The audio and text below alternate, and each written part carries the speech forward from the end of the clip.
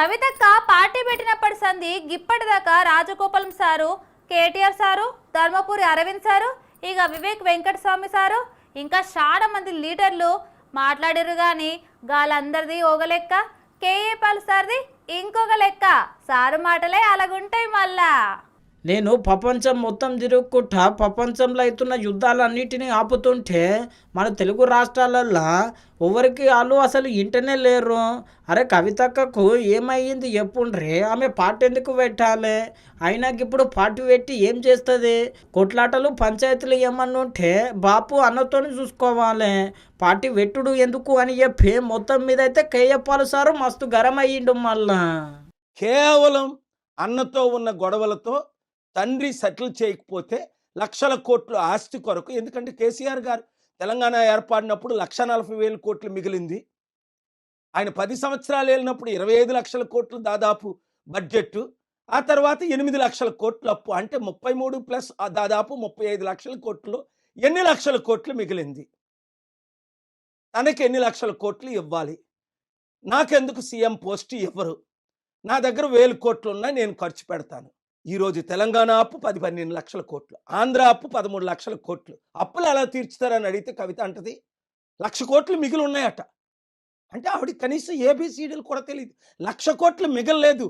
సంవత్సరానికి ఇప్పుడు తెలంగాణ గవర్నమెంట్ అప్పు చేస్తుంది 1,00,000 కోట్లు దాటి, వడ్డీ దాదాపు 50,000 కోట్లు, ఆదాయం కేవలం 2 లక్షల కోట్లే.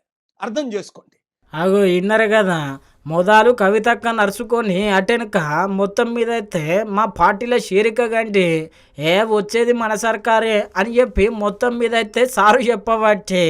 ఇక మరి చూడాలి సారు ఎంత పోరాటం చేస్తాడో, వచ్చే తప్ప ఎన్ని సీట్లు గెలుస్తాడో. మొత్తం మీద అయితే ఇప్పుడు ఈ వీడియో సోషల్ మీడియాలో మస్తు వైరల్ అవుతున్నది. ఇక మరి కవితక్క సారు మాట్లాడిన ముచ్చట మీద ఏం మాట్లాడుతుందో చూడాలి. మనల్ని మోసం చేయడానికి మరలా కవితని దించారు. 80 సంవత్సరాలు మన బీసీల్లో ఒక్కడు ముఖ్యమంత్రి అయ్యాడా? 60% ఉన్నా. మన కాపుల్లో ఒక్కడిని ముఖ్యమంత్రి చేశారా? 27% ఉన్నా. మన దళితులు కానీ, ఎస్టీలు కానీ, ముస్లింలు కానీ, క్రిస్టియన్స్ని కానీ ఒక్కరిని 5 సంవత్సరాలు ముఖ్యమంత్రి చేశారా? ఇప్పుడున్న పార్టీలు 12 మంది రెడ్లు అయ్యారే. 3% ఉన్న వాళ్ళు 3 అయ్యారే. మనల్ని అవ్వనెవరు? వాళ్ళదే దోచుకోవడం, దాచుకోవడం, ఖర్చు పెట్టడం. అందుకే కవిత 1000 కోట్లు దోచుకున్నది, 1000 కోట్లు దాచుకున్నది, లక్షల కోట్లు సంపాదించడానికి తండ్రితో ఫైట్ చేసి ఇంకెన్నిసార్లు మోసపోతారు? మంచివారికి అవకాశం ఇవ్వలేదు కోదండరాం లాంటి వాళ్ళకి.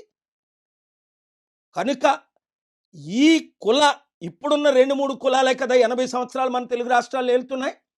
మరి తెలుసుండి మీరు మోసపోతారు ఎందుకు? మరలా ఈ అవినీతి కుటుంబ కుల అవినీతి కుట్ర పాలకుల్ని ఎందుకు మీరు మళ్ళీ సపోర్ట్ చేస్తారు?